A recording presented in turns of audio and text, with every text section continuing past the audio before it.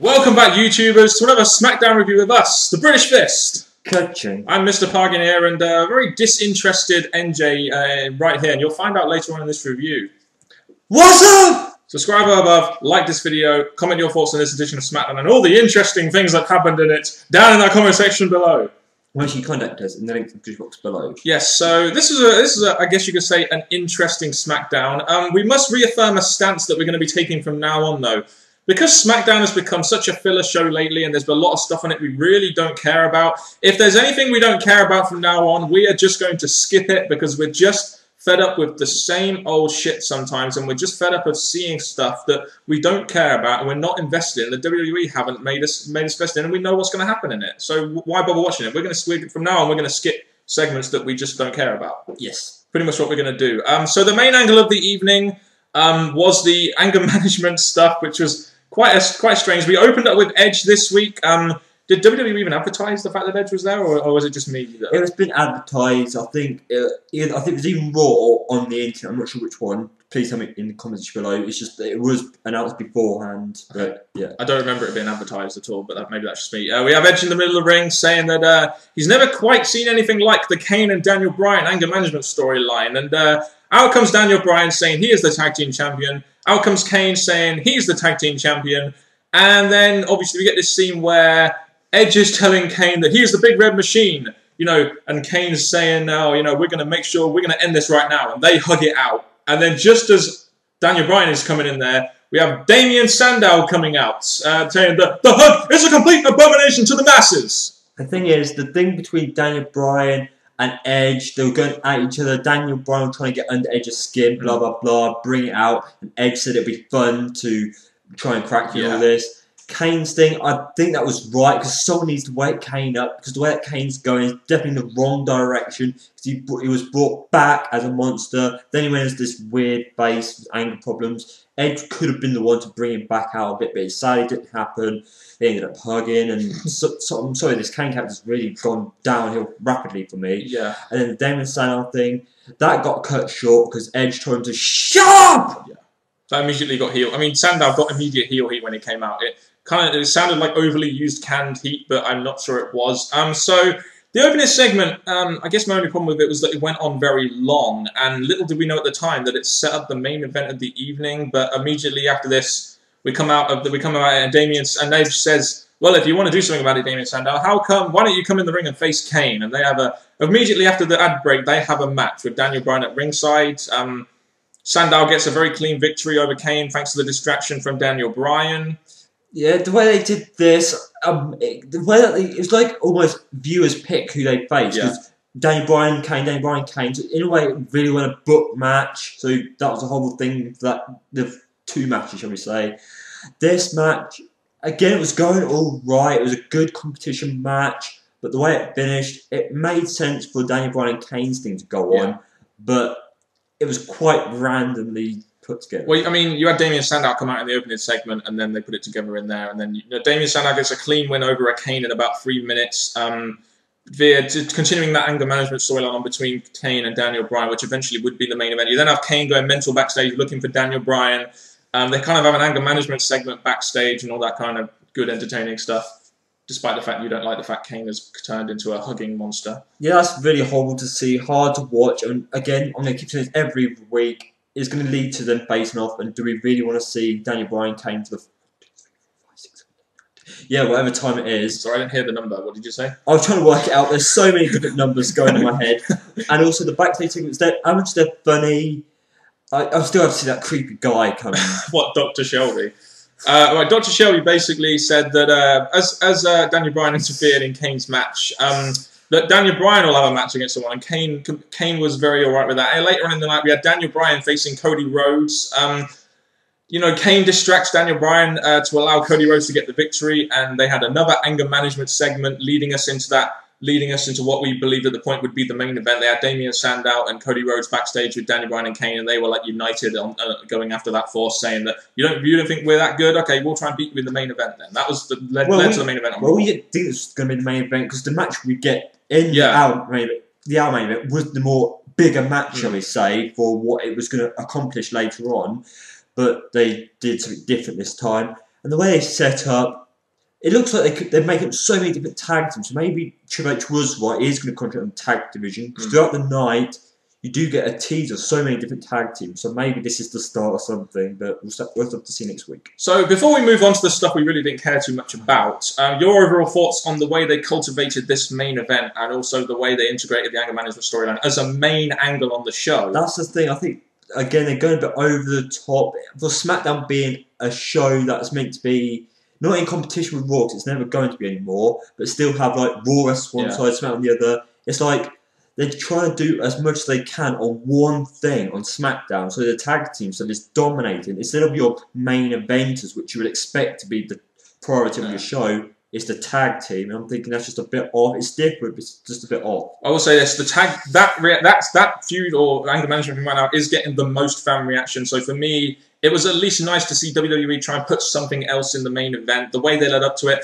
I think there maybe was a couple of the segments too much. We had it in the opener, the next segment, and then another segment, and then we had it in the main event. So there was 4 segments with this stuff in, and it really does depend whether you find it entertaining, whether you find it a bit stupid, on really how you thought about this SmackDown. But I thought they led to the main event. They led to the main event in a sensical way. I will say that. So we then get to the Divas match. Did you really care about Layla defeating Natalya with Eve on commentary? There was a Divas match. Yeah, so we skipped it because we didn't care. Sheamus and Orton versus Del Rio and Ziggler. Main event time. Yeah, this was the hour main event. Very surprised with Sheamus and Orton in there that this was the hour main event and not the actual main event. It was kind of advertised as the main event. The way that Booker T set it up was if Del Rio wins this, he would get his rematch in some way, but no. Did you care about this match? Because I sure as fuck didn't. No. Did you know who was going to win? Did you know how it was going to happen? Like normally when I predict how it's going to win, they do it differently. But with this way, it went down pretty much the way I expected. So did we watch it? No. Exactly. We didn't watch the match, but basically you get an RKO into a broad kick as Sheamus gets the pin on Ziggler, as is with many of the matches, which is why we just don't give a shit. There is one thing I liked about this, though. Ziggler was actually using his briefcase to get him the heel heat by using his briefcase as a weapon, which he should have done in most of his matches, but essentially, you can never get that heel heat because you got a broad kick. So, sadly. Yeah, we had a Raw recap as well. You know that whole thing with the foot on the rope? I'm not sure why people are going on about it all that much. I really don't. Maybe it's just me. Do you want to move on? It took up time, so yes. Yeah, we had Brodus Clay versus Heath Slater, because we haven't seen this match many times. But there was an interesting aspect to this match. You had, out of nowhere, we was really just surprised at this, Jinder Mahal, Drew McIntyre, assault Brodus Clay, and then Heath Slater's there, and we're thinking, is this a new faction? Like a jobber faction or something? That was kind of like, wow, what the fuck's going on here? And the thing is that we think that Brodus Clay is in a feud, but it won't tease tonight, which we'll get to in the next match. So I don't know what they're doing with the US or Brodus Clay. Brodus Clay's either in a feud with Heath Slater or the new tag team that we have. Like, forget about Heath Slater. I don't think he's really a part of this. Jinder Mahal and Drew McIntyre, a tag team. Maybe it's temporary, but we'll see next week. Yeah, so it's really, I guess, interesting to see where this new... I guess it's a new faction. I don't really know, because you don't really see these guys in a faction. They're so different. Do you know what I mean? So, I don't know. We'll move on to the next match. Cesaro versus Santino. Again, did you care about this match? Again, Cesaro versus Santino. Again, do you care? The only thing they did differently was, of course, finally Santino gets the win over Cesaro, thanks to Xana falling down on the apron. But I don't... Why are they still putting... After they teased Brodus Clay, which at least could have been a semi-interesting feud, why are they having them... Firstly, why are they having him go against Santino again?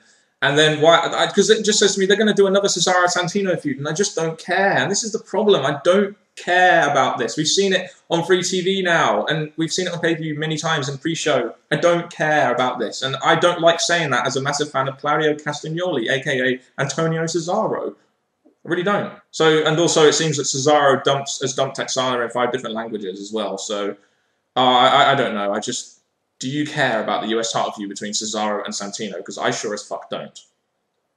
I can tell by that, obviously, you don't. We then get to our main event of the evening. Kane and Daniel Bryan versus Cody Rhodes and Damien Sandow. Interesting that we had the tag teams outside as lumberjacks. Primetime players Gabriel and Kidd and the Usos. Tag team champions being in the main event of SmackDown. I can't complain too much about that. It's something different, like I've said earlier in the night. But again, when you had a big match that was determined in a way, the more contender. Yeah, which never happened. The thing is, that could have been a main event match. Yes, you may have seen it before, but they're still the big wrestlers. So to give your tag champs the main event only for what happened at the end of this match, again, I think this could have been a big our main event. The whole night did add up to what we got. And that was why I felt this was the main event. The whole night added up to this in the moment. By the way, I'm just saying this. I'm glad that Del Rio is not getting another shot at Sheamus now. That is good. Let's move the fuck on and make him feud with Big Show. So, yeah, I mean, not really too much to say about the match, but we get Cody Rhodes hitting Kane with the chair, and Daniel Bryan protects Kane, and then they pretty much both destroy, in unity, the whole of the fucking tag team division. And that got... Despite the fact that I don't like the fact that they pretty much destroyed the whole tag team division, that got a great reaction from the crowd, didn't it? The thing is, despite the WWE, the tag team division isn't as strong as it used to be. They're always one that gets picked on. Big Show's done it before. Now everyone Kane and Bryan, so they're always the ones to get picked on. And this, even though tag teams are what fans like, the fact that it's not the same as it used to be, this gave Daniel Bryan and Kane a lot of reaction, which was good, what they needed. But the only one point which both agree on is that they did a few hits to Cody Rhodes. Cody Rhodes fled the ring, and then Sandow's the one who gets picked on for the end of the night. Would I prefer it to be Cody Rhodes or Sandow? At this point, I would say, as much as I am a Cody Rhodes fan, probably Cody Rhodes, but I'm going to get so much heat for saying that about the guy I support. But yeah, I mean, let's face it right now.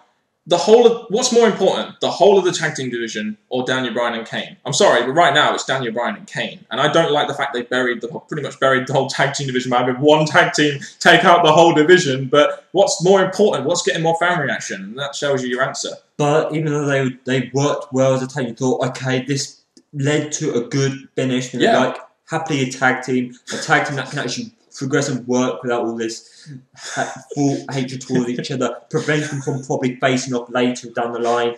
They go back saying, I'm the tag team champion. After that break from they're still arguing. Oh, God. So, yeah, your overall thoughts on this SmackDown? I honestly really felt off with this SmackDown. I can't really pick up much I liked apart from Kane's involvement when he's not doing the huggy stuff. Yeah. Seeing Edge, who did get a positive reaction, which we didn't say, which was a good thing.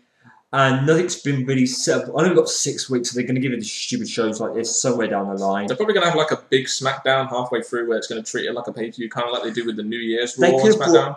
Again, why waste Edge for this little opening segment instead of a bigger SmackDown? But overall, I really enjoyed this SmackDown, but it's not really set anything up for the future. I guess we're 6 weeks away from him. So yeah, it's hard to judge this in my opinion. It is really hard to judge. I think that the idea to set up the anger management angle up wasn't a bad idea. It's just that we may have got it a little bit too much, and it may have been forced down our throat a little bit too much. Even though the end bit of it was a very nice payoff to this whole thing, despite the fact that they're going back to arguing again. But the problem with SmackDown right now, we highlighted it in this review. How much stuff did we skip?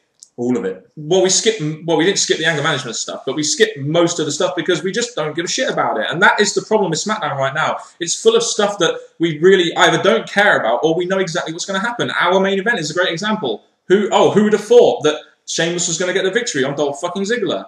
Hashtag push Drew McIntyre more than anyone else. Fuck yes. Push Drew fucking McIntyre, and maybe put Cody Rhodes in there too. But there we go. So that's been our thoughts on this week's edition of SmackDown. Put your thoughts. I'm sure you will have many thoughts on what happened on this SmackDown down because it was very different. In the comment section below, and I'll hand you over to NJ for an outro. Thank you very much, people. Please make sure you subscribe to our personal channels. Yes. Follow us on Twitter. If you really want to, follow Terminator NJ, go to his Facebook, and also subscribe to his YouTube. But for Mr. Parkin and me, NJ, this has been one SmackDown that will probably get us talking in the comments below. Till next time, YouTubers, goodbye.